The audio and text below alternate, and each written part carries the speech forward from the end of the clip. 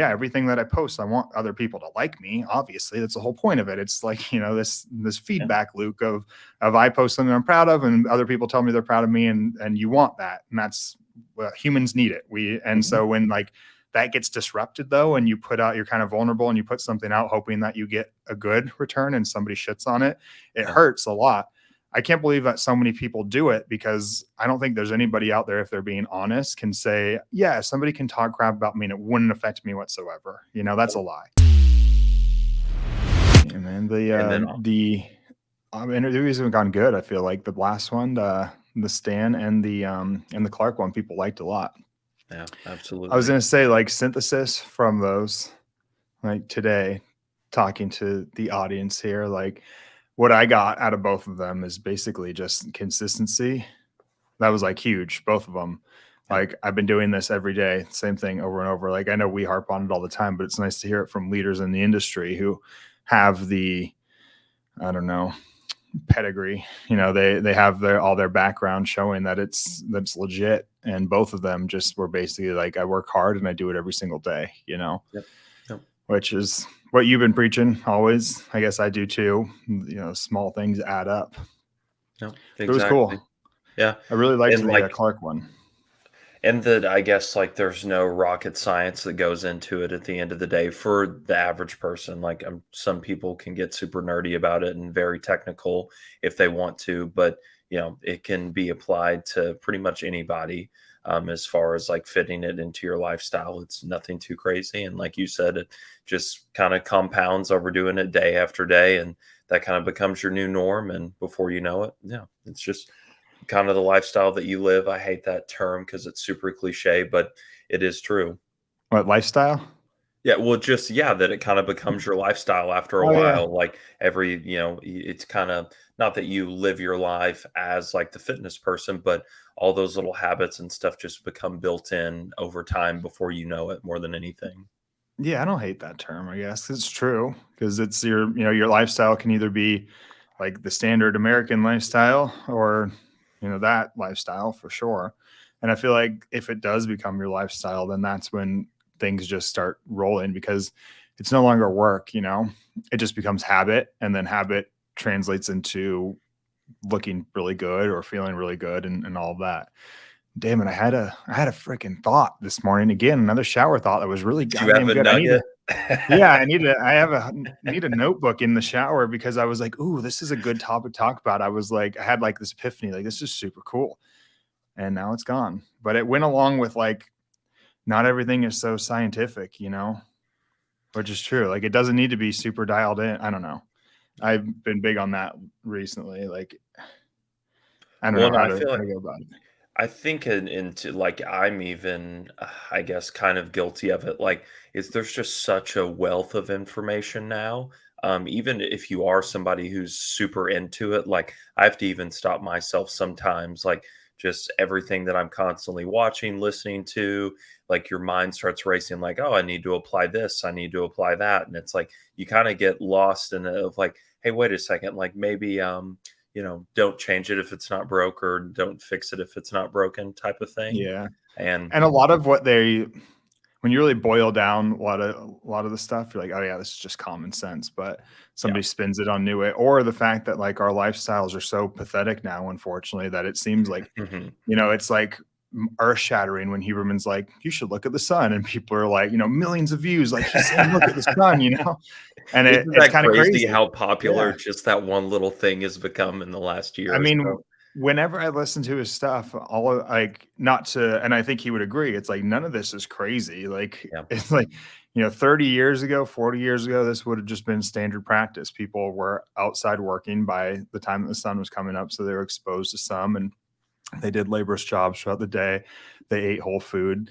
They probably didn't eat right before bed, because there wasn't really the snacks and everything that we have now. Yeah. I don't know. None of it's great. It's kind of funny though. It's I like that he backs up with the science, I know we've harped on this for like every single podcast, or I have, because I've just been pissed off at the science community for being they're such bah humbugs about everything. I was if there's like, no randomized control trials for it, right? Yeah, even just like yesterday, and I love Lane Norton, and I'm not even picking on Lane. I'm actually more there was more people who were resharing his post where it was about ice baths. Did you see that? Where I did not. he was basically dismantling like he wasn't saying ice baths are bad by any means, but he was just talking about it in terms of hypertrophy. Hmm. And I'm like, yeah, we all know that. Even the ice bath proponents say like don't do it right after you lift because it might blunt your hypertrophic response. You need some amount of inflammation. But like so I saw so many of like science people that I follow like reposting it like, yeah, ice baths are bullshit, no science. And I'm just like, well, that's on hypertrophy. Nobody in nobody in the community is saying get yourself into cold water is saying do this to grow muscle. Yeah. Like Lane's talking about it in one small thing, and that's his world is muscle growth. But Yep. these people are talking about the neurological and psychological and those type of benefits. And Huberman's talking about the release of dopamine. He never talks about it saying like if you go in an ice bath, you're gonna be the next Ronnie Coleman, So like yeah, it just like I don't know. And then I'm also like, you guys are just so upset all the time. Like, the quacks who say crazy stuff and are biohacking and made fun of, they seem like pretty happy people. Maybe they've got to see. And I was thinking that this morning because I went on a walk out to get the mail and I looked up and somebody had red lights in their house. And I was like, it's funny. I was like, another biohacker. And Yep. then I just thought about how people hate that term. And I literally like follow some people who say like call themselves like anti biohacker and just all their posts are so negative every day trying to like talk shit about something that a biohacker said. And I'm like, what a miserable existence that you just sit around mad at somebody for trying to help themselves. I don't know. It's like I think that it's politics gone too in the far. yeah, it's like politics in the exercise science community, basically, where everyone has Exactly. their camps, right? And they're just so dug in, and basically, their existence is just to shit on the other side or disprove their theories or whatever it might be. Yeah, exactly. I feel like it's how do you say it? I don't know. It's the biohacker people. There are a camp of them, that are almost dangerous, I guess. Not even really the biohacker. It'd be more of like the pseudoscience, like the naturopaths and stuff. And not that all naturopaths are bad by any means, but like that community has historically been seen as like dangerous because those are ones who like will miss a diagnosis and tell you that you've got like heavy metal poisoning or Mhm. magnetic allergies or something like that when they miss a cancer diagnosis. And I understand that that's dangerous, but somebody like I don't know Huberman or something saying like get some sunlight and get some cold water and make yourself uncomfortable and exercise, like come on, we don't need to be attacking those people just because somebody kind of remotely close to them said some other quackery. I don't know, it's just crazy. It is, man. Uh, And again, it's like I feel bad for the average person that tries to like siphon through all of it because again, even for people that are a little more educated on the topics, like it can be overwhelming. And then you're trying to like, well, should I be doing this in combination with that and like conjunction with this? And it's extremely overwhelming when you try and boil it all down, which yeah. is why like again for most people it's like hey let's even like when we have patients that come through Marek, like, let's not try and throw the kitchen sink at you for getting healthy. Like, we pretty much know how to do this, in almost a standard fashion. Like, there for most people, you can find an easier approach to make this work for them without even factoring in all the ice baths or anything like that. Like, hey, Yeah. let's start getting good exercise. Let's clean up your diet. Start getting good sleep every night. We'll start there if you can do that for 6 to 12 months and you knock it out of the park and you want to get a little more granular, we can go from there. But Exactly, but that's what's gonna get you 98% of the way. yeah, Yeah, and it is true. There's just an information overload that confuses so many people because every single post is people fighting against each other. One person talking about, like you said, a super granular like marker, and then the next mhm, person saying like that's bullshit. And then it's like, what do you know? Like it's so hard to tease out what is actually factual these days. yeah, exactly, exactly. It sucks. And I've been listening to Tia's podcast tour, obviously with his book out, and I just always love when he goes back to like at the end of the day, nothing is more of a super drug than exercise is, and like that's what I wish most people would get from, or I hope that they pull when they're listening for him, like. Obviously your diet, your sleep, all these other things, those are a major part of it too. But like increasing your VO2 max, being physically strong, like that's going to increase your lifespan and your health span, much more to more of an extent than anything else with. So at least just pick one of those. Like just start there. Once you get that down, you can start adding in other things from there.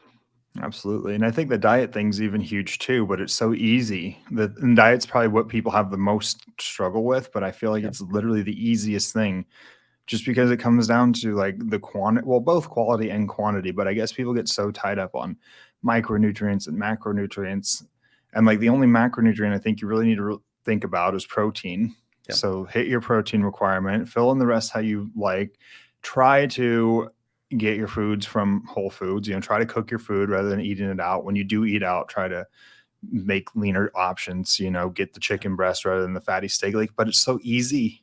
I don't know. That's from me. That's my bias because it's now I'm 15 years into this, but I don't even have to think about it. Yeah. I don't track my food anymore. Tracked my food for 5 years straight. Like I tracked my food for probably 7, 8 years total, but I did one 5-year streak once on my Fitness Pal.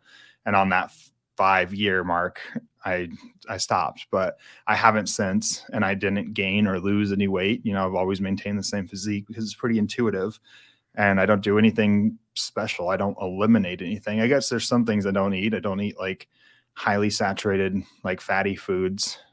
I've never been a real fan of steak. Interestingly, like I like beef. I like ground beef a lot. I actually like the carne asada, I like the thin, like the super lean steak I've always liked. I've never been a fan of the fatty, even when I didn't know anything. Even when I was like a kid, I didn't hate it when my parents made steak. So I was like, this is just gross. It's super fatty. Yeah. I know It people just love that. tastes that way too. Yeah, I'm like you. It just Are tastes you? Yeah. nasty, It always greasy, makes and me yeah. feel made me feel gross too. And Yeah. then I felt like I feel bogged down and weighed down. But recently, because I ate chicken for probably 15 years straight, I hate chicken recently. I don't like it anymore. Like I'm trying to. I've just been eating almost all exclusively like 96.4 ground beef. Yep. Yeah, mine's that or 93.7 ground turkey. Because Oh I'm like yeah. you, I got so used to chicken for years, and I can't remember the last time that I've actually like cooked chicken at home. The only time is like if we're out to eat and I have grilled chicken club or Yeah. something like that. So I almost always get grilled chicken when I'm out because that, mhm. like I don't know what kind of beef they're using when I go out, unfortunately, unless they say, which rarely they do. But you can order like a filet and know you're getting a pretty lean cut. But if I go to a steakhouse, I almost always get fish because I don't really cook fish at home.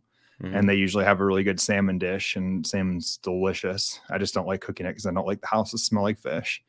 And then That takes me back I'll to the years of prepping of just, like, stinking up places whenever I'd bring tilapia or food I with was me never a to heat fish it up. cooker, really. Oh, I've made fish probably 10 times in my life, like yeah, even when I was trying to get lean and stuff, I wasn't a tilapia eater. I guess kind of, but yeah, probably fit into that 10, and I would bake it, I think. Yeah, like a tilapia, I'd get them from Costco, either the yep, tilapia or with some other white fish and just bake it or pan fry it, but I hate the smell. yeah, and, gosh, what the old, wives' tale of the tilapia making your thin skin, the old bodybuilding lore back in the day of, like, when people used to eat tilapia. I always Yeah, used that's to what love Jay when I'd Cutler hear that. said. Yeah, right, just funny stuff like that. I mean, I guess it probably does. It just comes down to you have less fat, like you go from eating red meat, which they had steak or whatever, so their fat content was probably pretty high, and then you switch your protein source over to tilapia, so you've dropped probably like with how much they're eating, like 30 or 40 grams of fat, Mhm. so that's 9 calories per gram. Like you dropped your calories pretty significantly. So I'm sure that's when you start to lean up a little bit more and it feels like your skin is thinner. So technically, just not Yeah. anything actual in fish that's doing it though, other than it being leaner. That reminds me of like yesterday I had a guy who wanted to be like harder and Mhm. stuff. I'm like, man, like that's such a bogus term, dude. I promise you. Like it means leaner. Like he was like, he wanted Anavar to be harder. And I'm like, that's not really I I understand where he's coming from because every single message board and forum and everything will say, Anavar makes you harder or something. And I'm like, no, it's when you're lean, you're hard. It's not like it does Yes. anything specifically to the muscle. I was like, the only thing that I've ever seen actually have some weird magical effects would probably be Tren. And even Mhm. then, it's like It's not as magical as you would think, but you can kind of leave every variable the same and start seeing some differences in your physique where like if I were to continue on my protocol right now that I'm doing where I'm like only lifting twice a week and my food is like, I'm not in a caloric surplus or a deficit. I'm just pretty much at maintenance. If I were to add in like Anavar and Winstrol and whatever you would say would be a quote unquote hardening drug, I don't think my physique would really change. I think I might get better pumps at the gym and you would see some more vascularity, probably due Strength to increase too. yeah, when I did work out, but I don't think if all variables as far as nutrition and diet or nutrition and exercise didn't change, I don't think I'd notice anything. And I know Yeah. that because I've done it multiple times where I add in drugs and that's the only variable that changes and the other stuff doesn't. And my physique didn't really change. Trend is the one though that you wake up and you're like, whoa, like I wasn't this lean yesterday. And I feel like I've got like veins through my abs. And Or I you don't really always wake up, you're up all night anyways. so maybe that's it. You're just burning calories all night because you Yeah, aren't and sleeping. sweating. Yeah, exactly. Yeah, I've always, especially with super androgenic compounds like that, I always kind of wonder what the mechanism is as to kind of why. Because again, I hate that term. Why you get the hardening effect like that, but it's not really so much that. Like maybe just like it's I don't know because in the areas that you have, more androgen receptors, like maybe it just causes those to pop a little bit more, so it looks like you're harder. I don't really know Yeah, like I think what it just the is like anything hardening is usually ran during a cutting phase. And I think it's just maybe accelerating the fat loss and you're getting yeah, leaner. yeah, But like getting lean isn't something that you really need drugs for, in my no, opinion. Well, absolutely, I guess it goes both ways. There's some people who argue that like more drugs while getting lean so that you can preserve mass. And then there's others who argue it's not hard to cut and you really don't need much. I don't know which camp I fall into. I definitely fall into the second because I mean, just now, like being able to maintain the amount of size that I do, True. taking such a low dose of tea, I look back at like how much I would use going into shows. I'm like, man, I could have saved myself a lot of hair probably if I had just probably ran like a base of 150 milligrams of test and like super low dose trend every other day, or maybe not even use trend, just some Anavar and some Mastron, like at very low doses. It's just I think it's again like you throw the kitchen sink at yourself, and then it's really like, well, what's actually doing any of this? Is it really just because I'm getting leaner and using any catabolic drugs? Like it's probably just those together, and I could probably cut out 2 or 3 of these compounds and get the similar look or get the exact Yeah. same look. 100%. That's my argument is I really think that it's people just are getting leaner and then they're saying it's a hardening agent or whatever. Cause yeah, I mean, with Anavar too, at this point, I'm like, I don't even think it has a ton of utility other than reducing SHBG and increasing free testosterone. And if you're already on testosterone, your SHBG is going to be low and your Yep. free is going to be high for most people. Yep. So I don't know how beneficial it really is. I mean, and I guess I know some people don't agree, but it could. I mean, I guess it maybe acts as a little bit of an AI in the sense that it's making obviously raising like DHT, which then counteracts like the estrogen at the receptors. So, like maybe in theory, that could make you a little bit leaner or give a little bit of a leaner of appearance. So who knows? Yeah. Just kind of I like don't I know, know man. EQ will lower E2 levels too. So you know, All I know is like when he was talking to super nice guy, I liked him a lot and we've all gone through it, but I was just like so happy I'm not there anymore. Like, cause he was talking stressing about about like, something like that, right? yeah, he was like, I wake up and I can tell, I'm holding on to a little bit of water retention. I'm like, man, fuck, I remember that. Like, I would be like, I was super lean, and I would be like, oh, I think like my lower ab line is a little bit blurred today, and I would like just like think about that, and it would bug me all day, and I'd be looking at my abs every time I went into like a Yes, bathroom dude. mirror. Yes. I Yes. just don't even do that anymore. I weigh myself maybe like once a month at this point, and it's right next to the bathroom. But I'm like, yeah, I don't really care. And Yep. every now and then I weigh just to be like, huh, that's crazy. I'm below 200. And then I Yep. just don't, I forget. Yeah. The last time I weighed myself was 199. I don't know. It's weird Yeah. that I don't obsess about that stuff at all anymore. Yeah. When I go to the gym, I'll look and be like, oh, cool. I'm actually always surprised. Like I still look all right. Okay. Yeah. Yeah. But I don't miss that obsession.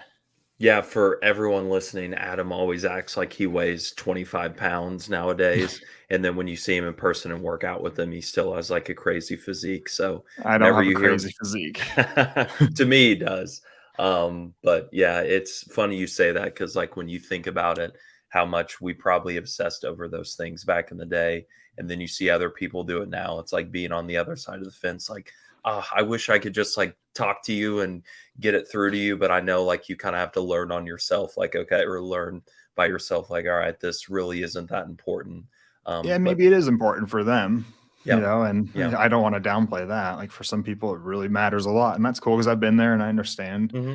I'm just glad I got out of my system. That's how I felt about like partying too when I was young because I partied like even before high school and then during high school and a little bit after. But then I was just like, I got so much out of it, like so much of it out of my system that like in college, I was just like, I don't really want to do this. Yeah. Like I've been there and done that. It's not that fun for me anymore. I've experienced that. And now I'm happy that I'm in that part of my life again too. Like, that's cool. I understand you're doing that and that's fine, but I'm so happy I don't have to do that anymore. Yeah, yeah. And I agree with you that for some people it is important, and like I'm happy that they get to go through that phase and enjoy that part of it.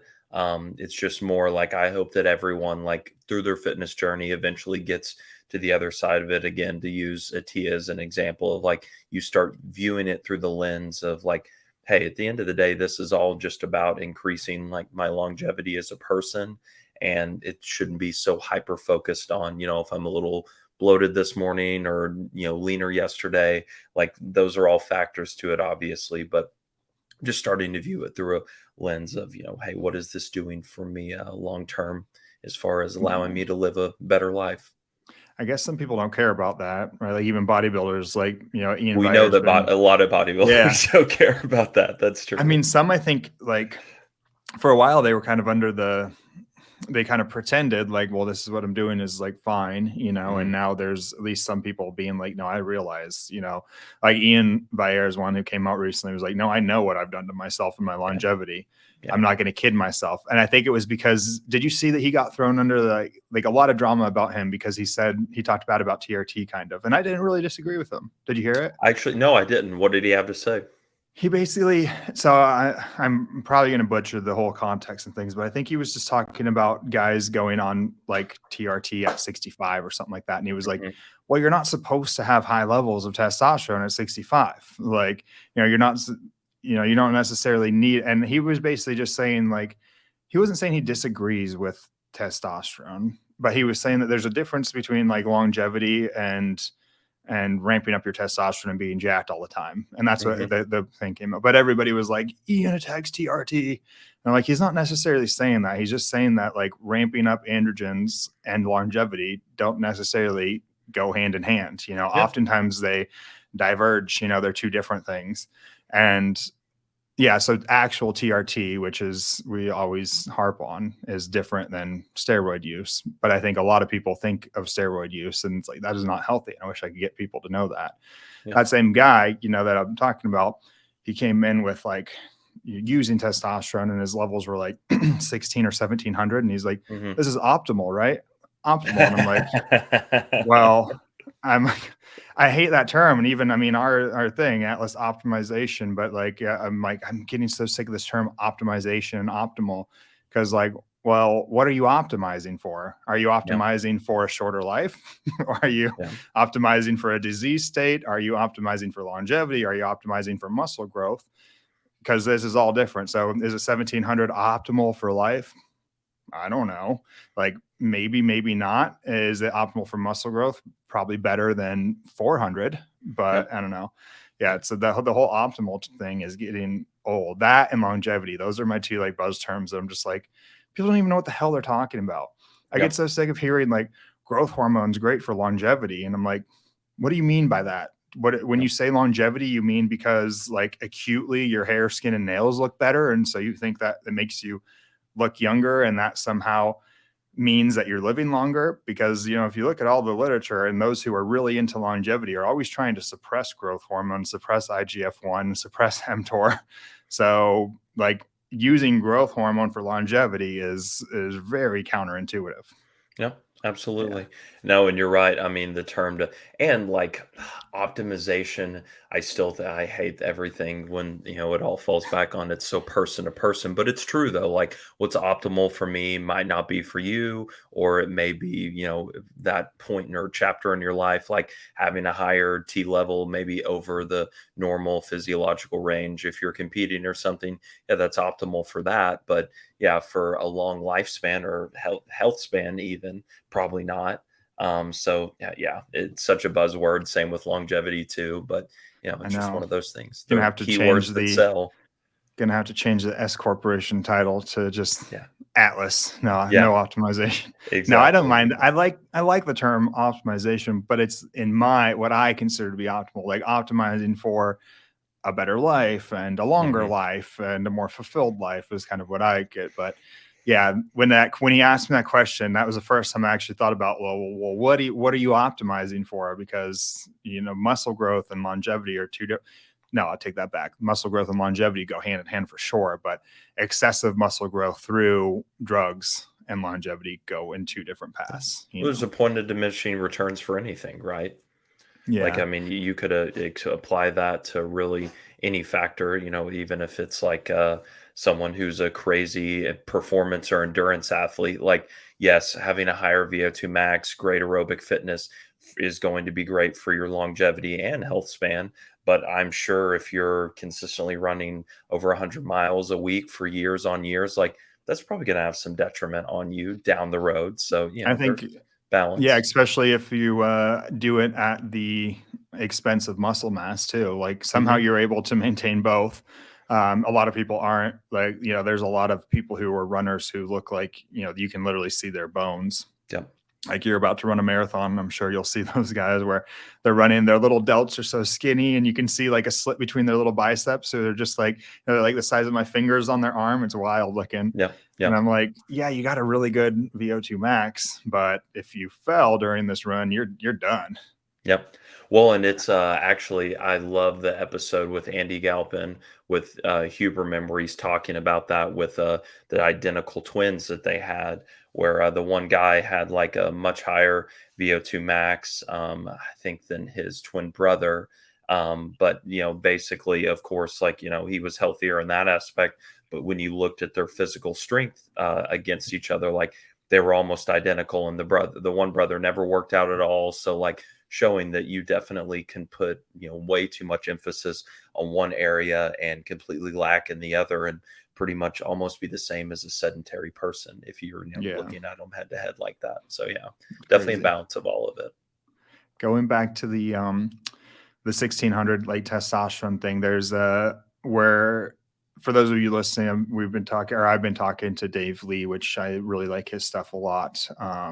He's I don't know what you even call Dave. He's just a cool guy. He's a really wealth of knowledge. He's kind of in the The hormone bearded optimization wonder, that's space. what I call Yeah. him. One of a few of our PCCs are friends with Dave, and Dave has done some stuff like educational stuff at Merrick, and we're hoping to get him on here soon. And I was talking to one of our PCCs, and he was like, "Yeah, yours and Dave's thoughts on testosterone differ a lot, and I think it's going to be an interesting conversation to hear you guys." I'm like, "How do they differ?" Because I didn't think so. And then Hmm. he was like, "Well, let me just preface that with like."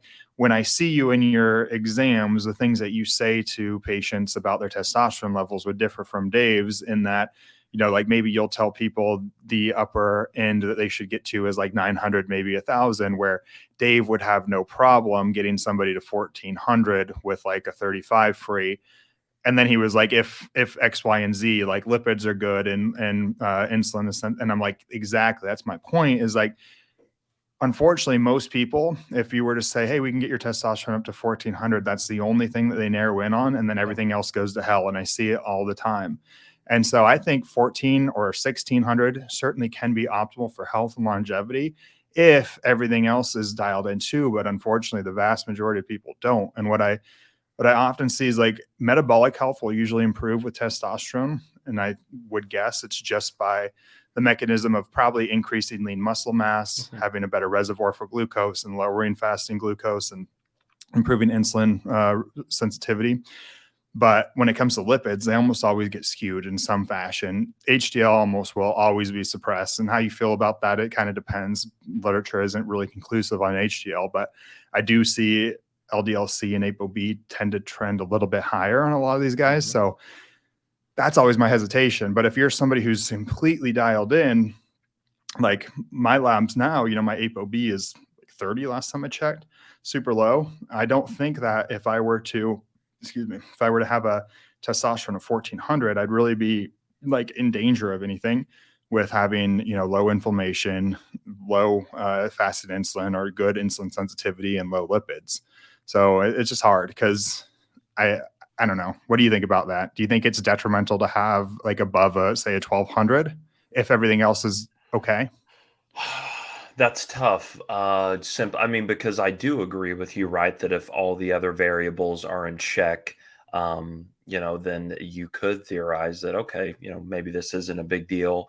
But then I just always wonder too, like, is that a lot of oxidative stress, maybe even like elsewhere on your brain and the body to have that high of an androgen level that most men would never walk around with naturally, and just like affecting your day-to-day life and your ability to calm down and sleep well. And so that's always kind of the factors that I worry about when you start really pushing the envelope with your hormones like that. Like, is it just putting you in too much of a sympathetic drive at all times, regardless if all heart health parameters, everything looks great on that end? Like, what is that actually doing for me in areas that maybe we can't just check a blood test for, right?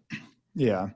Yeah, the way I kind of look at it is like if it looks like a number that somebody like a healthy young individual could probably get to naturally, which I think 1400 falls within that.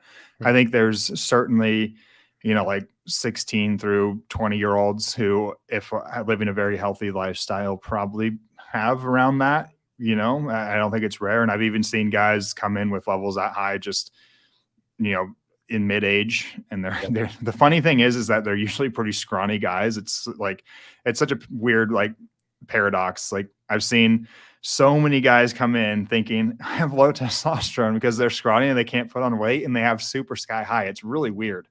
Like I Um, told you about the 61-year-old guy the other day I saw that had almost 1,100 natural test oh yeah. level. And And you said he had all the symptoms, right?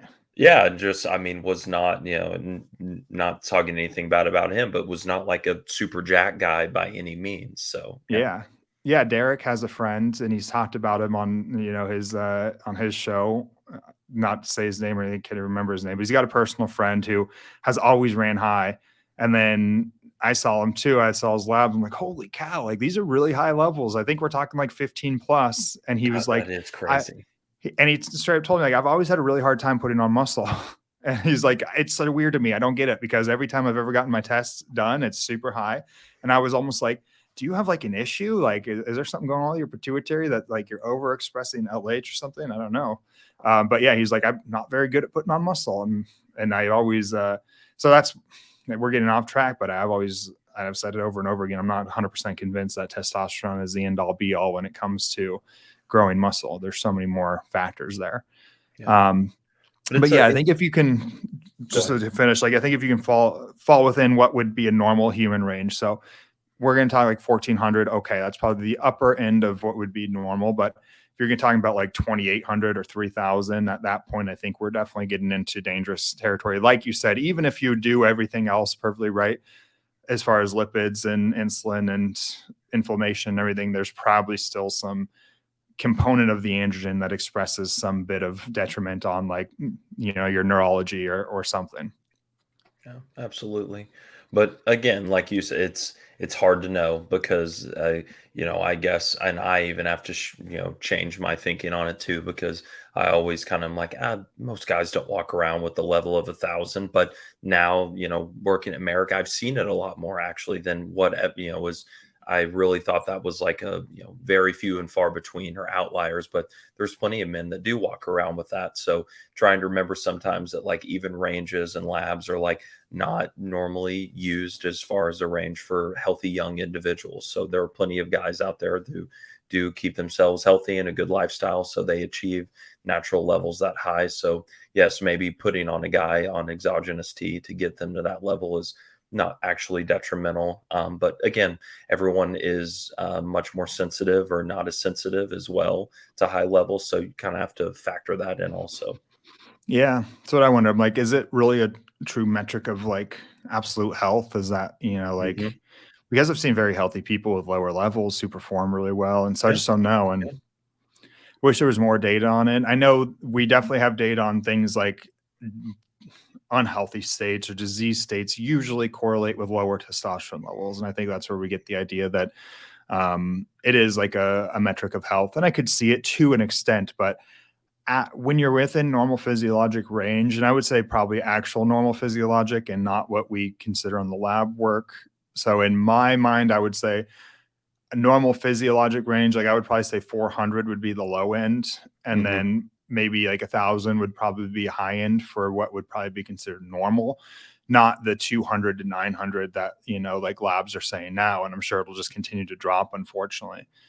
But I don't think there's a lot of difference between like a 400 and a 700, Yeah. and that's what I always try to tell people that I'm like, dude, I don't think it's worth it for you to do this right now because I don't think it's going to be that great, going from a 400 to a 700. If you start getting into that like 300, 200, one, obviously you need it, but 400 to 500, 600, 700, probably not a lot of difference. Probably not a lot of difference between 4 and 800. I don't Yeah. know. I mean, I felt it myself. And I have a lot of patients who will tell me the same, like they get on, they're like, I don't know, I don't feel that much different, Yeah. you know? Which is why I think, like, it's kinda cool now with, Gorilla Mind's, like, Sigma product that has the Fidosia agrestis and Tungada Lee in it that actually do, like, for a lot of guys, give them a, maybe 1 to 200 point boost on their natural levels, like, so if any guys that are kinda curious about tea that are younger and probably not somebody I would push that route, I'm like, "Hey, go try this out," like, actually, do blood work before and after and, like, see how much of a boost you get, but, like, if you do get that 200 point boost, like it kind of gives you an idea of like, hey, maybe like this, as to your point, wouldn't be that huge of a difference, right? Like Yeah. maybe my sex drive is up a little bit, but it's not like every single day I'm just throwing on new slabs of muscle, right? So Yeah. again, to your point, I doubt their sex drive even goes up if they have a 100 point increase or a 200 point, 200 point absolutely, would probably be, I feel like a 200 point increase using an over the counter product would be insane. yeah, Usually it's something in the ranges of like 25 to, I don't know, 100 points at most increase. yeah, I'm like, what a fucking gimmick. What a waste of yeah, money. Like there's yeah, no difference. yeah. I can't tell the difference between any of the levels of testosterone usually until they get to obscenely high, and then you start feeling like a different human being, and it's not in a good way. Yeah, absolutely. Well, and I think even too, like even when guys starting T, when they, kind of like we always say, like there's that Goldilocks phase of it of like everything just feels great, increased sex drive. It's probably just because it's such an accelerated change. Like, you're boosting 400 points and your body's just not used to that. So it's like everything becomes more sensitive. But then, as our bodies love to do, it wants to find a new baseline, and that 900 becomes your new baseline. So it's not like this crazy sex drive at all times, right? It's just No. your body eventually gets used to that and is not so sensitive to that level. All your receptors kind of just become accustomed to it.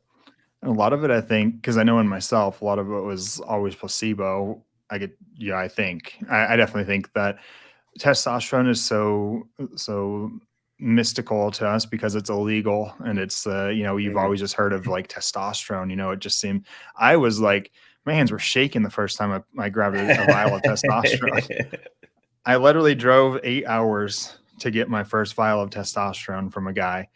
Um, I had Oh my a gosh. girlfriend. Please tell Yeah, me this story. Now it I'm wasn't curious. anything too special, but I had a I had a girlfriend at the time whose friend or her friend had a boyfriend, and then we would go to dinner, and then we started kind of working out every now and then, and we started talking about like wanting to do something. He's like, I've got this buddy down in Fresno, so maybe it's not 8. I don't know how many between where I was in the Bay Area to Fresno. I think it's probably 4 or 5 hours, but I think round trip was like probably Mhm. about 10-hour trip.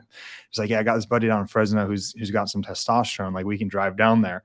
And so, we lied to the girls about why we were going to see this guy. And then, dude, I was so nervous, and it was so sketchy too. Like he sold my friend, like some growth hormone, which is probably wasn't even growth hormone. And he was like, Mhm. "Yeah, I'll give you a shot right now." And he reconstituted it with tap water. And I was like, at that point too, I was just an undergrad, but I'm like, I don't think that's good. Yeah, Because I'd worked yeah. as I worked as a medical assistant, and we would do things with bacteriostatic water and stuff. And like, I'm pretty sure tap water is not a good look here, but he Not a like re good injects them there. reconstituting agent. Holy crap. Yeah. And then I bought like a vial of testosterone for like $100, which is insanely expensive. Don't ever do that, Mhm, guys. mhm. And then, I got home and I was super scared of it. So I took pictures of it and stuff and posted up on the forums. And like 4 people were like, "That's fake." And I was like, "Fuck." And they were like, "Yeah, this is a shitty brand. It's fake." And so somebody who told me that it was fake, we started like, private messaging. He's like, "I'll send you some more." It was just a competitor probably. And Mhm. so that's when I got into the whole black market of ordering online, which I did. Well, he was like, I think at that point he was just ordering from another lab in UGL. He was just a board member and then upselling me. And Yep. then eventually I was like, like this is, I forget what it was, like Geno or Genotech or Genova or Yes, yes. Lightning. Yeah, all those brands. I'm like, pretty sure I saw them as a sponsor. I think this guy's just getting it from them. So then I just started going to the Mhm. source. But first time I did inject, man, I was so nervous, like just holding that. I'm like, oh my God, this is like, this is drugs. This is like the thing that made like Ronnie and JJ, and I'm like, I'm going to turn into that. Like no one's going to recognize me. And then I ran like a 16-week cycle or something. And at the end, like everyone recognized me. People would just be like, "Oh, you're looking a little bit bigger," because I was just bloated. I had moon Yep, face. yep. I put on some weight. I got a little bit stronger, but I certainly didn't turn into what I thought I would. Yep. Which, like, for most guys, I'm like, I just wanna save you going through that basically and, like, being Yeah. disappointed or, not think or, having the letdown of like, "Oh, this is gonna make me a superhuman," and just, transform me into one of those guys. And even if I guess the way I look at it, that I'm like, even if you were that 1% that maybe could get there, like, is that the best route for you? Like, or could all that time and energy that you put into that be used elsewhere? Not to crap on anyone's dreams of that, right? But like, hey, I don't know. Maybe all that could be used for something else, and you still could be jacked and look amazing, but Oh yeah. not have to completely shut down your endocrine system and give yourself the long term issues that come along with that. Obviously, If you're one of those 1% that could get there, like you can look awesome natural, because I've seen all the dudes exactly. who are, the Olympia guys when they post their pictures of natural, and at this point they have no reason to lie. Like why would Fuad and Ian, who have both posted pictures of when they were natural, like why would they lie now? They openly talk Hmm. about all the gear they've used for years. So, like I saw Ian post one time of, I think he was like 20 or something like that. Like it's insane. It would like what he looked like as a natural like teenager would have been the like epitome of like what every and all drug and perfect dieting and everything for me would have ever gotten me. Hmm.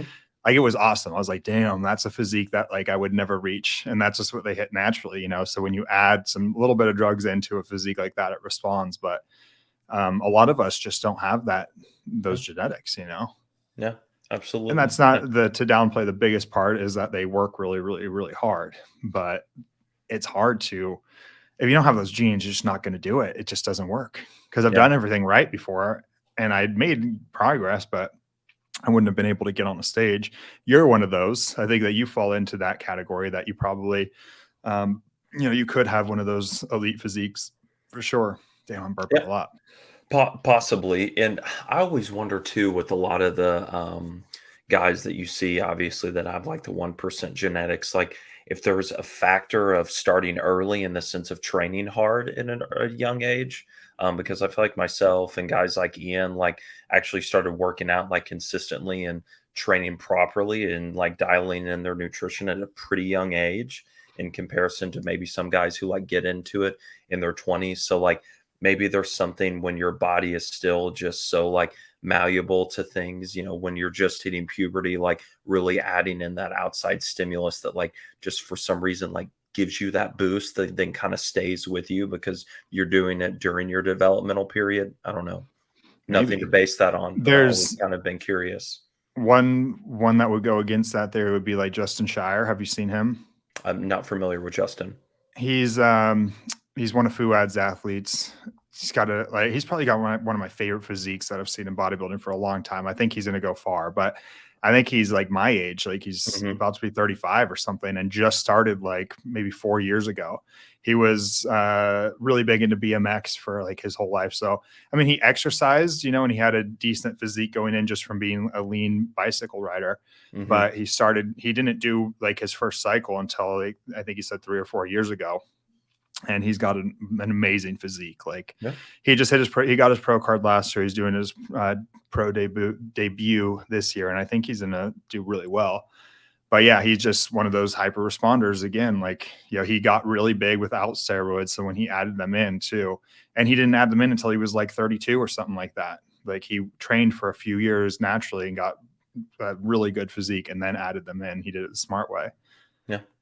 He's So, I think again, he's got the luck of starting at this in this time period too, where like his training is on point. Like him and Fuad are always arguing about the training because he's one of those ones where he keeps a notebook and like he is progressing, like a fractional plate on every single lift that he does. Everything is mhm. progressive overload to the T with him, and then his diet's teed in and his drugs are low. And, he's never done anything stupid like most of us did.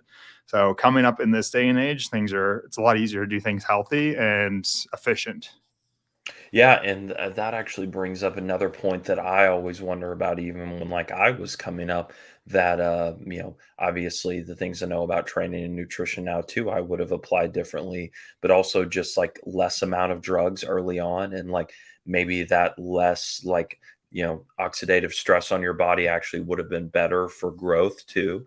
That like maybe throwing so much at yourself sometimes actually hinders you just because you're so stressed out. And I definitely think that guys nowadays, obviously, with what we know about just how important the recovery is too from sleep and all those things, factoring that in with great training, that following I guess just I hate to use the word optimal, but optimal drug protocol is actually better for them long term, and actually maybe allows them to grow more too. Just they're not so chronically stressed. Yeah, you're right. I think was I talking to you recently about like all the back pumps and everything? And how Hmm. terrible it was yeah, on training, man. It will really screw you Awful. up. Hmm. Yeah. I had to stop so many workouts due to the terrible pumps. Like leg days always like if you go hard on a leg day on a lot of drugs, like on some orals, on things that are going to cause that pump, it's miserable. Like if you put your back in that position on the leg press, that's like the fact that pros do the workouts that they do on the amount of drugs that they do. I'm always like, wow, you're a tough motherfucker because that back pain, it's debilitating, dude. Like it hurts so bad, it almost makes me want to like cry. It's so painful. I Yep. remember I'd just be rolling around in agony, like, oh Yep. my God, when is Yep. this going to go away? Because it feels like someone just shoves like a rod up your spine where you can't move. And it's like, it's burning and also like a ton of pressure and your glutes are tight. Like trying to drive home is usually the worst because Hmm. you're stuck in that position again. And I'd be like trying to lay down and ride like a gangster. And I'm like leaning around. I look like a tweaker because I'm moving all around, like Yep. trying to get Yep. comfortable. And Yeah. everyone on the forums would just tell you to take some taurine and suck it Taurine. up, and Yeah. and Yeah. I then took a shit ton of taurine, never did a yeah, damn thing. never did a damn thing. But That's in hilarious. retrospect, though, it's like now looking at it, it's like, wait a second, like that totally goes against my goals of what I was trying to do. Like this is supposed to allow me to train harder and more efficiently. So like, why would I be using such a dose that gives me that issue basically because it's hindering my ability to go in and train and feel or feel my best too. Yeah, I mean, like viewers can't see right now, but Josh's physique is insane right now. Both Caleb and I, another PCC who Caleb's competed in bodybuilding, he's big into it. He understands drugs and training. Both of us were like, dude, you look like you're on a full blown cycle right now. So, like the fact that you're able to maintain that on a low dose TRT, talking about like an 80 to 100 milligram TRT, that like spits in the face of all drug use, really. Does, and it makes me feel so silly looking back on all the stuff that I did because I'm like, man, like I again could have saved myself a lot of hair and probably some money on a hair transplant here in a couple years if I had just taken things a little bit easier, right? I guess the argument then, though, is like what came up with Clark is could you have hit that physique had you not done the cycles and everything? And now you're just able to maintain it. Yeah, I and don't know. I would actually fall into that camp, which is why so many people when they find out that I distance run now, they're their first question, how do you maintain all that mass? And I'm like, well, I have to be honest with you. Obviously back in the day, there was some things that I used that allowed me to get to a physique that I never would have had it not been for those. And Do you just so tell random people who ask you that? oh, yeah. No, I'm Really? honest with absolutely. I'm like, Nice. "Hey, I don't wanna sell you the dream here and make you think that, like, you're gonna start running 40, 50 miles a week and, like, build this great." Not that you can't do that, I don't wanna poo-poo on anyone's dreams, but I certainly don't think had I not built that mass with the help of performance-enhancing drugs beforehand, I wouldn't be able to maintain it now, and, even with a guy like, Nick Bear, who, we both presume is natural and, based upon all the things that we've seen that he puts out online, I think again, if Nick had not spent so many years building a big physique through hard training and the bodybuilding lifestyle, he would never be able to kind of maintain what he does now with the distance running. Like you have to do one before the other, if that makes sense. Yeah, and I think too, usually I'm harping on TRT isn't that great for a lot of stuff, but I think it probably helps you in a way too to maintain that because Mhm. if you think about like the training that you're doing right now for this marathon coming up, Nick is prime example of this. When he trains for marathons, he posts up his numbers like, his gonadotropins are virtually zero and his testosterone was 100 last time before his show, which he was running alongside. Like he said that his testosterone's been in like below 300 for years while he's been doing all this running. And so Nick's pretty small too. You did not get anywhere near as small as Nick did. Nick almost Yeah, had that runner look. Like you could tell he had muscle and he's bigger than most guys running, but he still wasn't as big as you are.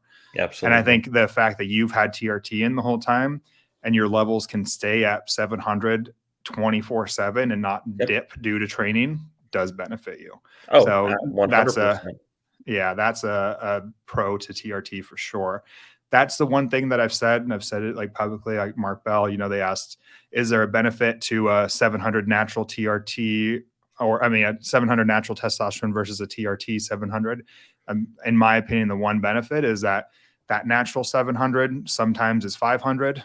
We know that it can fluctuate 200 points throughout the day Yep. and the TRT 700 is 700 24/7, especially with more frequent injections. And so theoretically, if the level of testosterone really does help determine muscle mass and everything, you have a greater, you're more under that curve. There's more time under that curve of that peak testosterone when you're on TRT rather than when you're natural because you're fluctuating so much.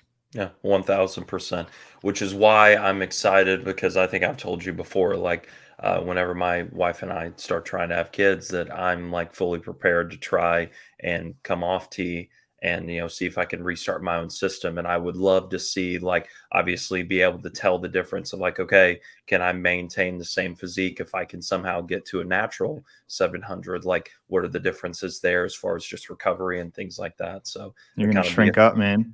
hey, You're maybe going to be I will, scrawny. but it'd be a good, like, representation for people to know, like, hey, even some because there are some people that try and kinda claim, like, "Oh, I'm basically natural, I have the same levels as a natural guy, and I'm just like you in the same camp of, like, hormones are pulsatile, and if you have basically the button that just allows you to do a slow bleed at all times, it's very, very different than comparing Yeah. yourself to a natural guy." Yeah, that's true. Because I oftentimes will be like, I have natural levels basically. So I do, but I have 24/7, always optimal numbers, Yeah. so It's a yeah, it cheat makes code a sense. little bit. It is. It is, man. Speaking of who looks big in the gym, Derek posted a picture this morning. He was with Jesse James West. They're doing like a giveaway of Gorilla, and he was like a jacked. I texted him and I was like, dude, you look thick. And he was like, this is my one workout a week physique. Like this Dude, is Derek is jacked, especially if you look at his older he's stuff a too, tall and, like dude though. he is. He's He's so like a fucking tall. 6'2", I think, or 6'1", 6'2". Yeah, it's crazy. But Yeah, his arms look good for one workout a week, which is what I've been maintaining too, 1 to 2 workouts a week. yeah. You Yeah, can do it. I saw the stuff with the person who won't be mentioned, kind of there were a few people online like giving him a hard time for his physique now or something, but saying he doesn't train that hard. And I'm like, that's just not his focus anymore, right? Like Yeah. he spent the last 5 years pouring everything into building his businesses and Merrick and Gorilla Mine. Like that's just what happens. So your focus changes sometimes. And if I did the same, my physique would look drastically differently than it does now. It's just So yeah, Yeah, if I you go told back and him look at his other stuff, he looks incredible. Like when bodybuilding was his focus. exactly. I told him, shit, we'll say it. Nick Trigilio. I was like, Nick Trigilio's going to make a video on you again. More plates, more dates. Doesn't know how to work out. Like episode 2.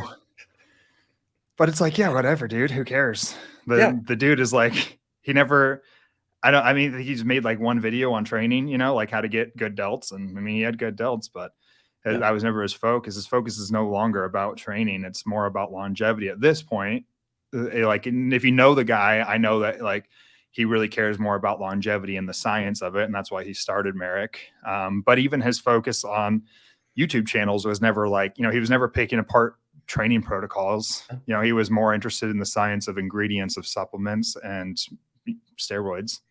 And it just seems like such a petty thing to like shit on somebody about too. Like, oh, their physique is what I picture it should be because their X person or their training isn't like this. Like, who cares, dude? I As know. long as he's doing what works for him and he's happy with his physique and he obviously applies the principles that he teaches everyone else about. He's one of the first people online to ever do that. Then that's all that really matters. And again, that goes back to like the thing of like fitness does not always evolve around how you look. Like there are guys that look incredible that actually from a health perspective are drastically worse than a guy who looks like he works out but actually like really dials in, factoring all his blood work looking good and dialed in nutrition and sleep, and like actually from a health span perspective that person's probably in quotes healthier, I guess. So it's not all about that.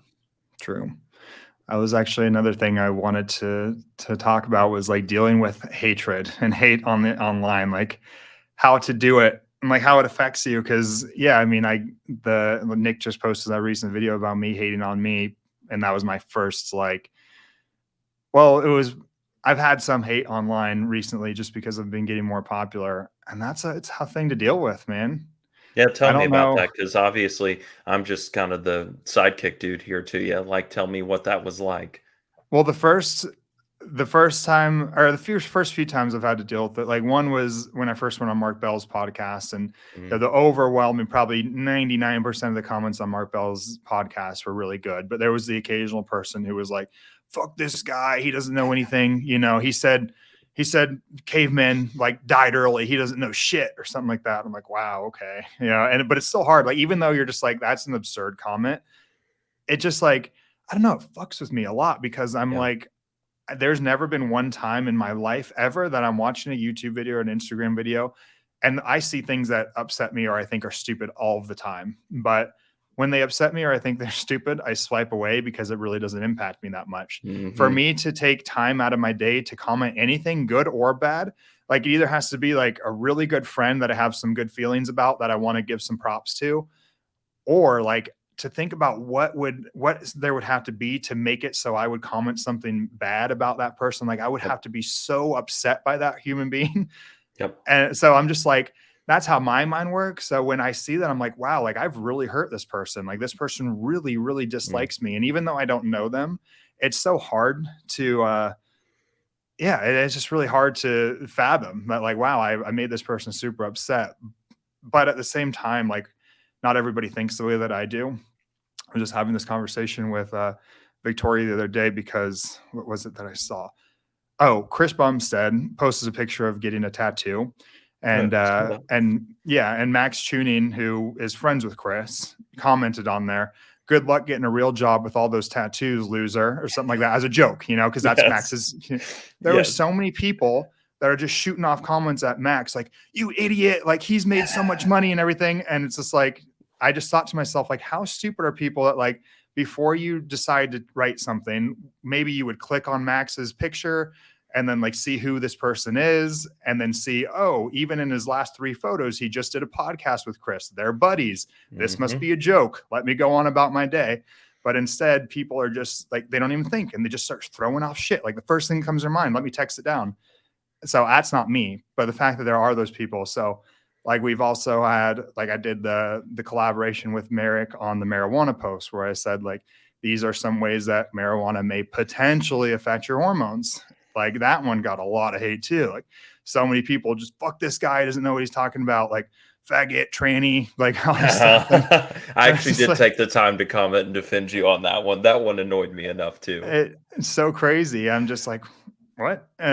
Okay. But it's just weird to me. But then I think again, like that person probably doesn't even remember writing that because people these days Yeah, just like spew trash yeah, as it comes to their mind. And yeah. it's weird. But still, it does bother you. And then when Nick made that video, man, I was super scared, honestly, about that because it just made me like, God, like this sucks. Like I'm just now starting to get some traction.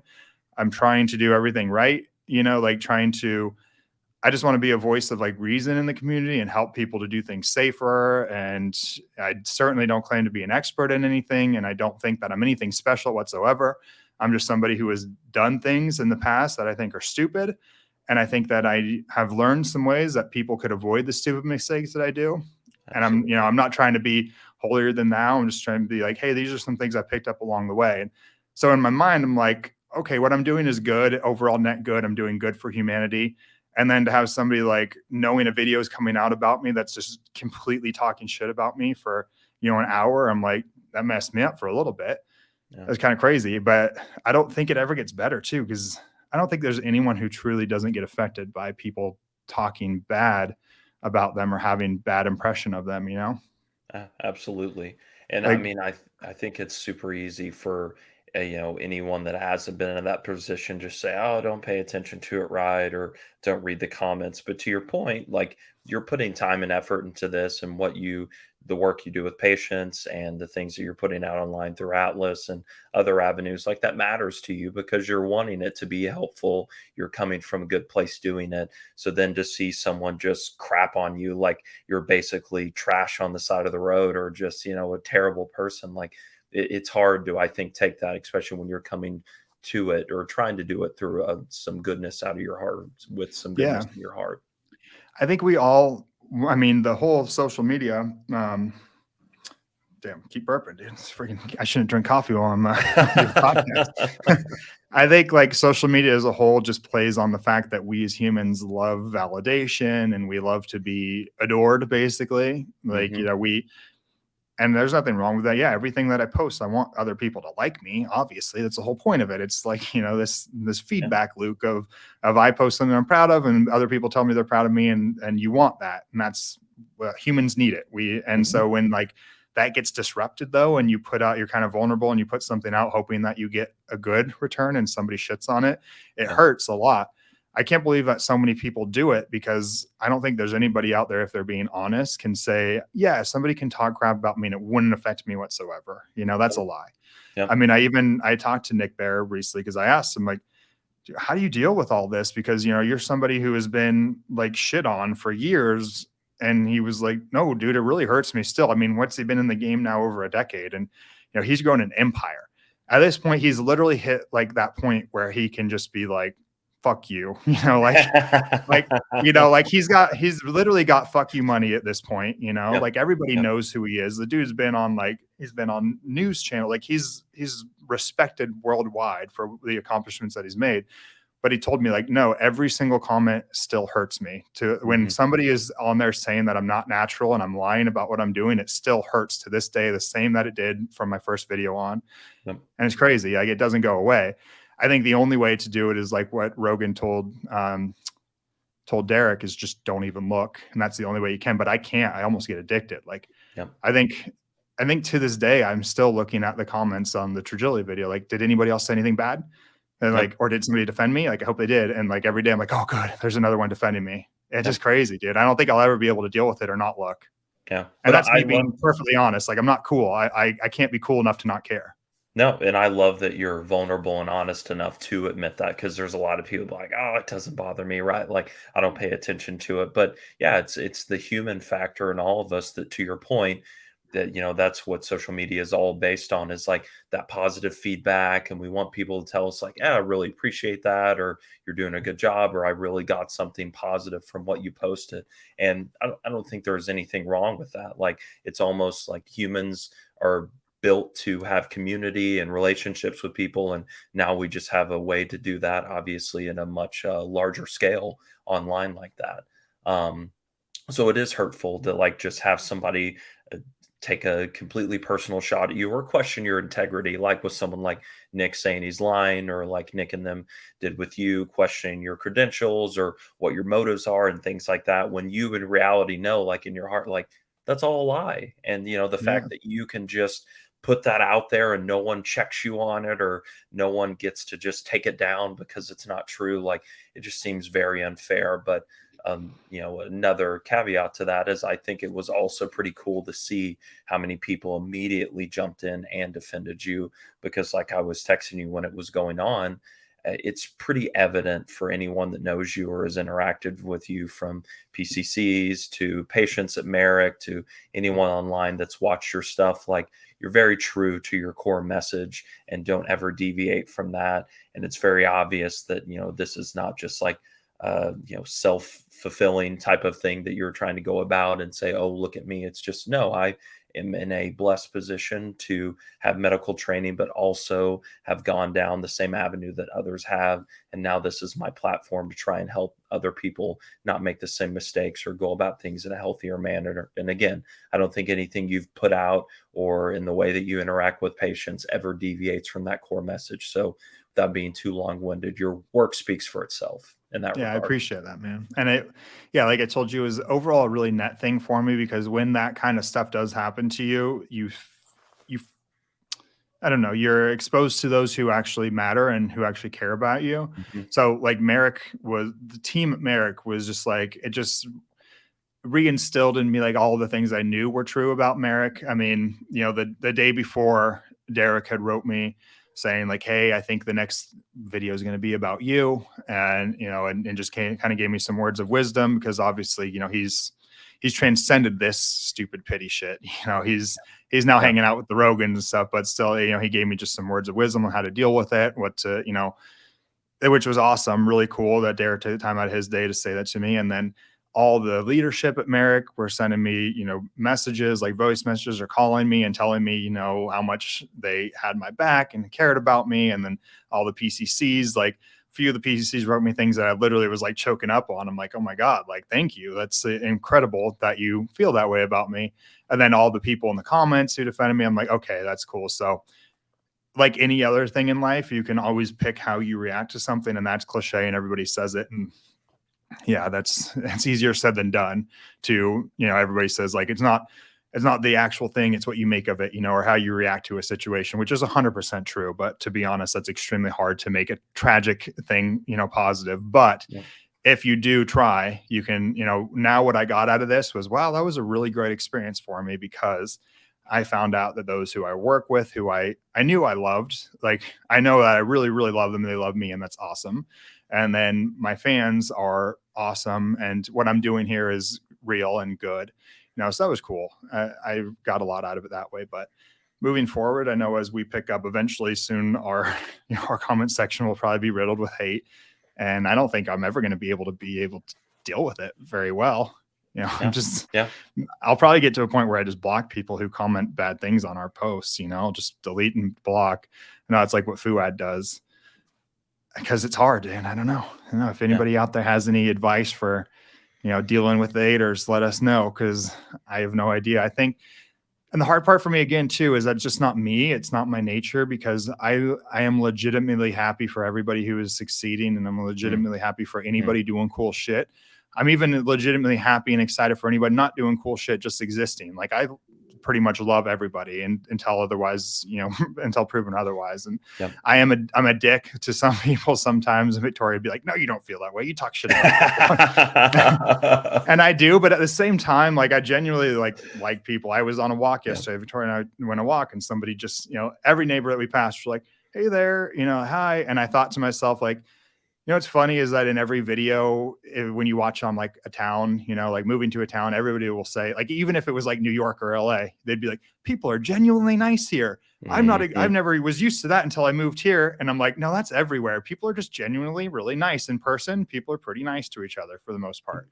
Yeah. It's kind of side tangent, but the fact that I feel that way, like when I look at Nick Trigilli, really, bad things don't come to mind whatsoever. I'm like, that dude was a really impressive bodybuilder.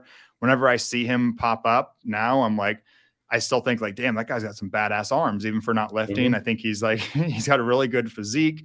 He's built his channel, because I remember seeing that channel a year or two ago that was really small. And I only saw it because other people commented on it. Like I watched Bro Chat and things, and I think they would comment on it. So I went back and looked, and I'm like, oh, this guy's like 20,000 followers. Something wasn't big. And now he's like, made it over 100, and he's doing really well. And so I just have always thought like, I just don't think bad things about people. And that girl who was talking, Corey or whatever, I had seen her, like, I think one of my buddies, one of my really close friends, reposted her stuff one time. And I thought, this is a really cool girl making awesome content for females. And I still feel that way about them. So I don't know. I guess if they feel, if I don't know, if there's people out there who enjoy talking bad about other people, I guess I feel sorry for them in a way, because it just, what a terrible, that's how I feel about, like, I talked about all the or the science guys who are like anti-biohacking. I'm like, I kind of feel sorry for you that your whole day is spent on how can I like Yeah. tell these people that they're quacks and make content. Like, yeah, I decided to, like, I never want to be that person. Like, I've made content in the past where I, kind of shit on like Paul Saladino. Never again. I don't think I'll ever do something like that again, because it just seems stupid to me. Like, Yeah. I think in Paul's heart, he probably feels like he's doing really well, or he thinks he's doing good, and I would see that. And I do highly disagree with him. Like, I think his and my thoughts on like lipids are on two ends of the spectrum, and I couldn't disagree with him more. But I don't think I ever need to go out and call him out by name and say what he's doing is wrong. It just Yeah. seems stupid to me and petty, and he's a really good person, I'm sure. And so I don't know. Yeah. And I think I love that you're hitting on that end note of like it, because it's always talked about like I can love someone and highly disagree with them, like politics at a family gathering or something like that. But, Yeah. with the guy like Paul, like it's obvious that he's super passionate about what he's putting out there, and nothing that he's doing is coming from a place of malice. So, like, again, like, I can disagree with that, but that doesn't mean I have to dislike him or attack his character or anything like that. Like, that's the cool part about this space, is that we can all disagree and continue to educate one another through those disagreements, or what's the word I'm looking for? They're long in-depth conversations when those Yeah. disagreements occur. But it doesn't mean that I dislike him or have anything bad to say about them. And sadly, I think that's kind of the space now, is like that's what gets clicks, right? If I put that in my title that Paul Saladino sucks, or Dr. Hotchkiss responds to Nick Trigili and says he sucks, like that's what's going to get the clicks. And I love that, you and I have kind of taken the approach here of like, that's not what this is going to be about. Maybe that's what the algorithm responds to. And maybe that's why people are drawn to do that, because it's what gets attention. But there's nothing positive that really comes from that in the long term, because we can Yeah. all exist in this space and get along with each other, but still have disagreements, but not question one another's character. Exactly. Yeah. I mean, if we ever resort to shitting on people, please, followers, like, Leave send us us hate back. comments. That's when we Yeah. deserve them. And remind us of this. I think it's episode 10. Remind us of episode Yep. 10. We said we will never do it. But yeah, I mean, like, about Paul Saladino, I think the thing that I guess that's bothered me with him is like, I'll watch his short form content, and it's like seems so crazy. The things that he says are just like so so abrasive and like to the fact. And then Yep. I listen to his long form content. Like, I listen to him do a podcast, and I'm like, this is an extremely rational dude who, like, really has a really firm grasp on all of this. Yep. And I guess that's like where I would disagree with him most. I'd just be like, man, I wish you would post that. But I think it was Lane Norton who, maybe it was when Liver King got exposed. Lane Norton said, I don't blame Liver King. I blame you guys, the consumer, because Mm. it was because of you that he said the things that he did. Or maybe he said that about like Paul Saladino or something, but he was like, I'm sick of this. Like, the fact that if Paul Saladino comes out and says like, vegetables are killing you, that's going to get 1 million views. But if he took a nuanced approach, like he actually feels like, when you listen to his long form content, he'll say some vegetables for some people may cause, GI upset and inflammation, and removing some of those vegetables may help some of those conditions. If he made that real, it would get 2 views. Nobody Yep. would care. The Yep. consumers don't care about nuance and stuff like that. Mhm. And so I think I don't want to speak for him, but my guess would be that he's used that like kind of clickbaity, like abrasive type short form content just to get the following to then listen to his longer form. Yeah. I'm sure that's what he's done because, And a yeah, I lot mean, of people have. yeah. I It's mean, we hard even because I don't want struggle with to, that sometimes I when we do know, reels. Like we've talked about that, the like it's got to be short and sweet, like something that kind of catches you. So it's hard because that's like what's rewarded, but that's not really the conversations that we all want to have. I know it sucks. Yeah. Like the marijuana one that I posted, I'm like, hey, you guys realize I don't agree with any of this shit. I like, Yeah. if you read my actual, the post underneath that I wrote, I was basically like, yeah, none of the literature actually supports this. Like, for every piece of literature that says testosterone is lowered smoking marijuana, there's another piece of literature that says testosterone is increased by smoking marijuana. And so, in Yeah. my opinion, we have basically, we don't have any conclusions when it comes Hmm. to that kind of stuff. But that one got us how, like, I think we went from like 400 followers on the Atlas page to like 700 or something from that post alone because it went viral because it was so, inflammatory that it got so That's many the people only looking one at that it. my friends remember, I think, from any of our posts is my buddy's bachelor trip that I went on a couple weekends ago. I heard about my addiction a million times over That's and give funny. it so, but to your point, like that's what people are drawn to, right?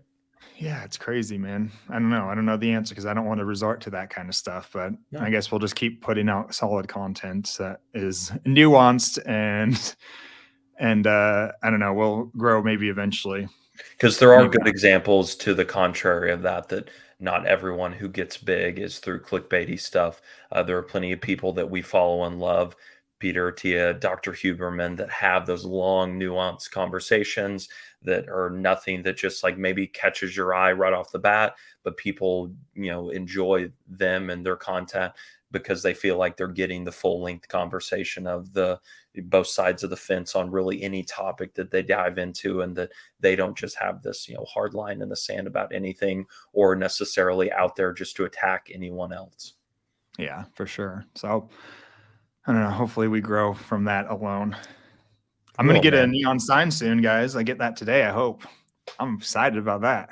Yeah, Adam's making me look bad. Is I'll have to apologize to our viewers about my studio here at the home. At Devils is our home office, but eventually we will have a much better setup here, and you won't have to see my wall hanging back here. So we'll have maybe a little Atlas backdrop here or something. Exactly. And if you guys are enjoying this, please hit the subscribe button and share with your friends who share because we do, since we're not going down that road of clickbait shit and crazy claims, it's going to be harder for us to grow. So that's why, I've had a lot of clients come through Marek telling me that they love our podcast here. So if you do, please, reshare it and like it and subscribe and all that BS, all the cliche, YouTuber stuff, like and subscribe. But it actually does help because we do want to get this out, and that kind of stuff does, I guess, stimulate the algorithm and put us out there. Leave a comment about any of this, about how you guys deal with hate or about your agreement or disagreement on our levels of testosterone being optimal and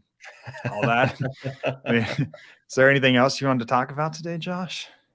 Man, not really it. I guess what's it, anybody that is a fan of Merrick or anything, all doing Nick Bear's race this weekend down in Oh Round yeah. Rock. So if you watch the podcast or patient Merrick or fan of what we do there, say hello to me. It'd be great to meet anybody.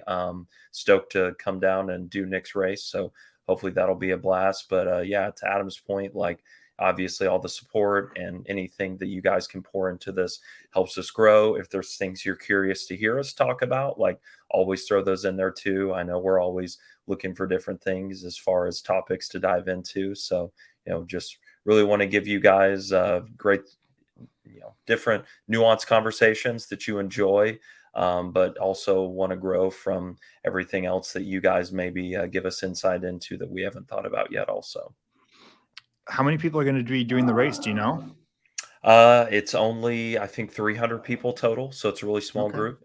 Yeah, yeah. Nice.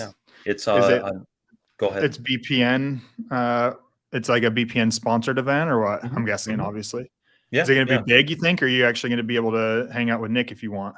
I would imagine that we'll be around most of the people. I mean, that was kind of their idea behind it. I mean, it sold out within like I think 10 minutes of it being up. Like I was immediately on there, and I think that was their idea of like, hey, this gets to be a real personalized like type of thing where you really get to be surrounded with the BPN crew, like they do most things. Like Nick's done an awesome job of like building a really solid community there.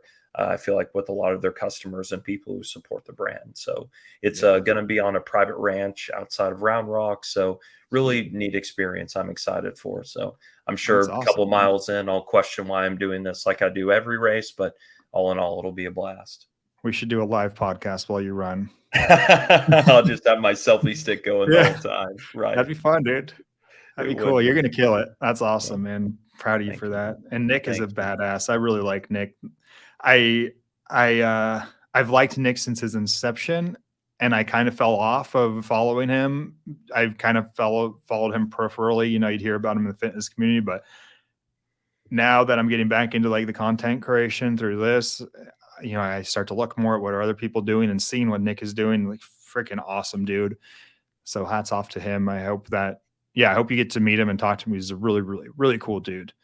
I don't know what else to say. I think that's probably about the end of it. Oh, how Yeah. are you liking Leftovers? I made Josh watch Leftovers on HBO. Dude, it is like there like you said, so many things that I can't figure out that's going on, which I love in a show, but just so many different variables of like all of a sudden like they don't really even like slowly introduce you to some new plot twist. It just happens and you're like, well, that doesn't make any sense, right? Like even spoiler alert for anyone who hasn't seen the show, like when I realized his wife was part of the white coats, I was like, well, that what the heck? Like what happened here? And we just got through episode 3 last night. Nice. So a lot of questions to be answered, which probably won't be, but great show and appreciate the recommendation. Super cool show. I love it because I like the premise in that. So the premise is, which isn't a giveaway, is that everybody just kind of like, or half the population or something just disappears one day, just like Yeah. poof, like, you know, Yeah. Josh just disappears and I have no idea what the hell happened to him. And then, so in Christianity or religion, there's the rapture Mhm. where, you know, Jesus, God, whoever takes off some amount of the population to, you know, good people to go live with him in the heavenly kingdom or whatever. But that can't be true. And they kind of point on that because there was like rapists and murderers and things Mhm. that were taken. So they're like, well, these weren't divine heavenly people. And then science can't figure it out. And so maybe that was my shower thought this morning because I did want to ask you about Leftovers. Like, you know, there's so many things that just work sometimes that no dogma, be it science or religion or whatever, can explain. And that's why I like it a lot because that's my favorite show for that reason, because I love living in the gray. Like in my day-to-day life, I'm very black or white, you know, like when it comes to science, like I know there's black and white things that work and don't work. But when it comes, I don't know. I also love living in the gray. You know, one of my majors was sociology because I loved that, like, you know, the gray stuff, you know, why do humans do what they do? And there's not really a scientific explanation sometimes, you know, it's cool. Yeah. That was fun. I like that part of it. And I Um, also like the idea that I get, and I'm thinking you can obviously answer if I'm incorrect on this, but it seems like they are doing a good job of setting up like there's people that maybe you view in a negative lens at first, but as the show goes on, you start to understand like, oh, I can see how you get there, or like how this tragedy affected every single person differently, and how mhm. that could then lead you to that point and more to what you're talking about. Like that's kind of how it is in life. Like it's so easy for us to say, oh, that's right or that's wrong. But like, hey, if I had the same things happen to me or I lived in your shoes, like I could easily see how you got to that point. So maybe to use the word nuance again, like everything is a little nuanced. You never really It is. understand how somebody gets to a place unless you've lived there or walked that path yourself. Exactly. And the other show I told you, so another one last bit before we go, the show recommendation for everybody, Beef on Netflix, super good. It's like a Mm. all Asian cast. Super interesting though, man. We loved it. Like I think we watched the whole episode or the whole season in like two What's days. the premise of it? It's there's a there's a guy who is like in a parking lot one day and he's like leaving. He just has a bad experience trying to return something. And you can just tell that he's like down on his luck and he's trying to return something at like a home goods store or something like that. And just kind of gets shit on by the clerk. And you can just tell he's like having a shit day. And he goes to his old beat up truck and like gets in and he goes to back up and he didn't look, so somebody behind him in this super classy white Mercedes almost hits him and she just lays on the horn like insanely, like, crazy. And he's like, Jesus Christ, lady. And then she pulls away and stops. And then she like flips him off. And then he's just like, oh, fuck this, like I'm at it. So they kind of get into this road rage with each other. And then from there trickles down this whole like beef, like, having beef with each other, which I didn't understand. Victoria had to tell me that. I'm a dumbass, I guess. So like, I wonder why it's called beef. And she's like, because they have beef. I'm like, oh, okay. Is this where I get to call you old that you didn't understand the term? Yeah, I didn't really understand. I was like, well, because like their art that they put up too is super crazy, like before the episodes. And I was just wondering like, man, this is so weird. Anyways, so yeah, the whole show basically, it really centers around, I think, like depression and dealing with life in general. And it shows there's this chick who has done everything right in terms of her career. And she's now like, on the verge of this multi-million-dollar deal to sell her business that she's worked her whole life to get. And so she should be, by definition of what we consider, success, very happy because she's done everything right. She's got the perfect husband, the perfect daughter. She's selling her business for millions of dollars. She should be very happy, but she feels very depressed, basically. And then you've got this other guy who has a shit job, a failing maintenance business, like makes stupid decisions with his dumb cousin and, doing everything wrong that you would just be like, yeah, no, duh, you're unhappy. Your life sucks. But they're both feeling the same exact thing. And so it was just kind of cool to see, like, it doesn't really matter how much money you have, like what socioeconomic status you're in, where you came from in life. Like we all have these experiences and we all are just humans, which I thought was really cool because I don't want to give anything away, but you get to see that in both of them. And that's what I saw from it. I was like, I think this is just a really good exploration on like the human condition in general and what we all deal with regardless of what we have, regardless of who we are, where we come from. We all have self-doubt and self-hatred and a lot of all that, so it's super cool. Just a lot of fun to watch. And they did a really good job. No, I'll have to check it out. And Highly recommend. Again, to kind of like with the what we're talking about with the leftovers too, like the human condition is just so hard to understand. And it's so easy for us to look at how somebody else's life plays out and think that it must be this way, or I would feel this way if I was in their shoes, but we just never know. And we're actually much more similar probably than we all think, as far as the thoughts and fears that we all have on a day-to-day basis. I know even in our space, sometimes there's a lot of people that I look up to and think like, man, if I was just there, I'd probably feel so cool and like I made it. And then you hear them talk about some of their personal experiences. And it's like, wow, I can't believe you're dealing with that with like all the success that you had going on. You would just think that like blunts any of that. But exactly, emotions are very strong, and yeah, tragedy like can Nick hit you at any point in your life too. Exactly. Like Nick saying like, no, the haters still bother me. It hurts me to read when you would think like, dude, you're making millions and millions of dollars and you've got everything you could ever wanted and you've made it. Beautiful family. Yeah. You got everything, but one negative comment still hurts him the same way that it hurts me. So it's true. We're all the same. Yeah.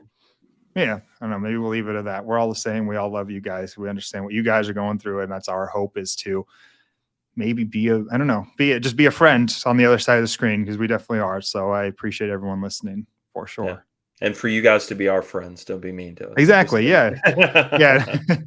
Yeah. Don't be mean, please. I don't like being mean to people. It sucks. All right, man. I will double digits. Atlas Hour episode 10. Oh yeah. Atlas hour and a half. I wonder, just to make it clear, we're going to go over an hour sometimes, guys. Yeah. Just it's a catchy term. Like it could be Atlas hours sometimes. Maybe we'll throw an S on this when we go over. It's just to draw you in, and then you get stuck for 2-3 hours. Exactly. See you guys. See ya.